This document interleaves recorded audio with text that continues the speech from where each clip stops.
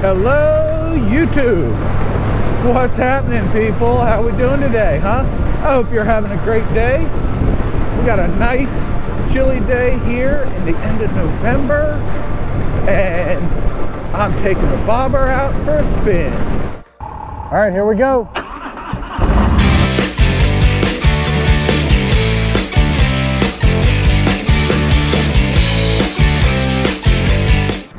So let's talk Vulcan 800, huh? One of the most bulletproof engines I've ever seen. Takes all kinds of abuse, even from a novice like me. And it doesn't matter how much this bike gets ridden or not ridden, it doesn't really care. It just says, hey, let's go. If it's below 60, open the choke. If it's above 60, just let it warm up a minute. This bike will handle all the ham-fisted shenanigans you would hope for and ask for more. And it's liquid cooled, got that 800cc V-twin motor, and what else can I say? It's a cruiser. It's got forward controls. This one has floorboards on it. This one also, when I got it, had saddlebags on it and a windshield, but I've since taken those off, obviously. And I've bobbed it out. When I got my first bagger, I didn't need a mini bagger, which is what this was set up to be. So I took all those parts off, I put all these parts on, and I love it. It looks great, it rides okay. It's kind of uncomfortable because it's got a Springer seat and I'm too fat for it. But I still love this bike. It turns heads wherever it goes, even at the Harley dealer. But yeah, it's an awesome bike.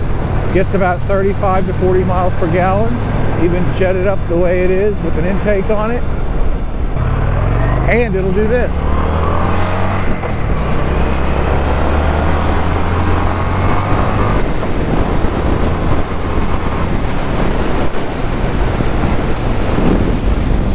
That was fun. I do wish it had dual discs up front though. Maybe something better than a drum out back, but it's chain drive, 5-speed, the aforementioned single disc rear drum setup, so it's not great on stopping, and it's a cruiser, so you don't have a ton of lean angle, but it's got enough. It keeps me happy. Last time I took this bike out, I scraped about almost a full inch of fresh rubber on each side. Less chicken strips. Mustang. Anyway, back to this bike. It's got almost 12,500 miles on it. You can see it there. 12,317. When I got this bike, it had 700 on it, and it was a gift from a friend of mine, believe it or not. It had sat for 5 years under a rip cover, so it needed battery, fluid, tires, tank, carb clean, gas cap, and after that I haven't had to take it back for anything more than routine maintenance. I mean, you can't ask for much more than that, right? So we're going to find a nice little neighborhood to pull off into. We'll do a walk around, huh?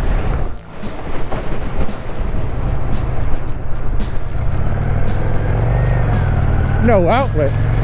What, no power? Man, these are some big houses. This is the bobber. As you can see, it has the shortened fenders, Springer seat, bullet turn signals front and back. It's got a 1929 LED Ford headlight, stock exhaust, K&N intake on the stock air cleaner box, and that's about it. I put these grips on. If you saw my last video, I put those grips on this year, and that's it. Oh, and I have a cheap Amazon LED headlight. It glows blue to match the bike, which is the only reason I put it on there. But yeah, she's a good 10-foot paint job on her. I did that in my shed. That was a lot of fun. I don't want to do that again. But then it's got the Cobra floorboards, and that's it, folks. I mean, it's pretty stock otherwise. But the fenders and everything, that was all blue-collar bobbers set up.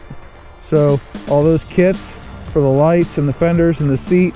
And sure, they're a little expensive and you're not doing fab work yourself, but they come with great instructions. They come with most of the tools you need. outside of basic hand tools, and they come with like silicone, RTV, that sort of thing, and printed out instructions and plenty of YouTube videos to get you rolling. So I pulled this thing into my porch and did most of the work in about a week, and then boom, I painted it a year later, and then finally this year I put those front lights on, and these pieces actually have to come up so that you can get the stock signals out.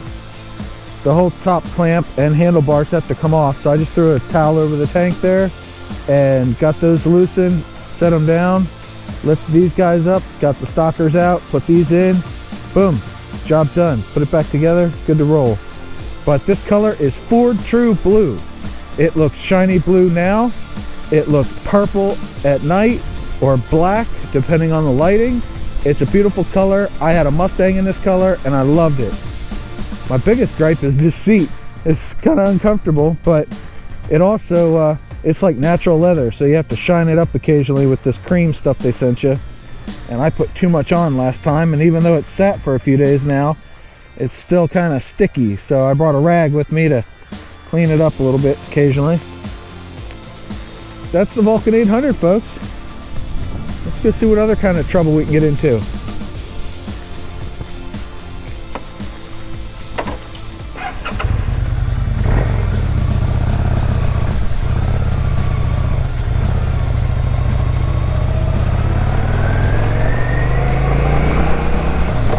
Got a question for you guys and gals. If you're riding a Vulcan 800, what exhaust do you have on your bike? I would love for this bike to be a little louder, but not obnoxiously so. So leave me a comment below. Let me know what you're running on your Vulcan 800. Fun story. I'd had this bike for 5 or 6 years, so it had tires from 2010 on it. I think it was July of 2016. And I rode this bike from near DC all the way up to Deep Creek, which is, I don't know, a couple hundred miles each way. But I went with a buddy of mine who had his Harley Road Glide, and his brother-in-law had a Boulevard C50, I think, so kind of like Suzuki's version of this bike. And we're riding along, and apparently my rubber was a little shot, but I had no idea. And then we get there, my buddy says, well, about halfway up the hill, you stopped sliding everywhere. I was like, oh, the bike was sliding? He says, yeah. Apparently you've never cornered that bike that hard. I was like, well, I was just following the guy in the Boulevard. He goes, yeah, I know. Oh, we had a good laugh at that one.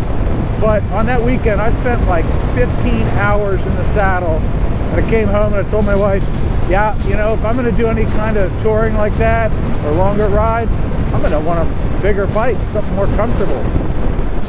And that's when I ended up getting my Vaquero. Originally, my wife was going to replace her Shadow with this bike, but she decided against that, so I kept it, and she ended up buying her Harley, and I bopped this one out. And now it sits most of the time, but like I've said numerous times, it's just a joy to ride. It always starts up. It generally always runs well. I say generally because sometimes I forget to plug the battery tender in, and then I have to wait a couple hours before I can ride. But other than that, I mean, this bike's just phenomenal. And I'm so happy to have it as a backup bike.